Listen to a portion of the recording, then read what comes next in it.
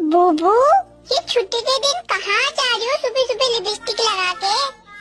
छुट्टी तुम्हारी होगी, मेरी तो नहीं है छुट्टी। मैं तो जा रही हूँ लिपस्टिक लगा के। पर तुम जा कहाँ रही हो बूबू? आपको क्यों बताऊँ, मैं कहीं भी जाऊँ? बाबू, बता के जाना पड़ेगा तुमको। तुम इतनी सुंदर हो, किसी ने तुमको रास्ते से किडनैप कर दिया तो? एक तो कितनी महंगी हो तुम बूबू। बाप रे बाप, बताओ कहाँ जा रही हो? ओह माय गॉड, अपने दोस्तों के घर जा रही हूँ। दोस्तों के वहाँ कुछ पार्टी वगैरह है ना, वहाँ जा रही हूँ। यही, मैं भी आ जाऊंगा बूबू तुम्हारे साथ, तुम्हारे दोस्तों के पार्टी में। अगर तुमको बूबू किसी ने नजर लगाती, तुम बेहोश हो गई। एक तो सब दोस्तों से सबसे सुंदर तुम हो बूबू। किसी ने नजर लगा दी, चक्कर चुक्कर खा के गिर गई तो ना, हो गया। मैं भी चलूंगा, ठीक है? मैं भी तैयार हो जाता हूँ। चलो बूबू, मैं जल्दी से नहा धो के आ जाता हूँ, खुशबू डाल के।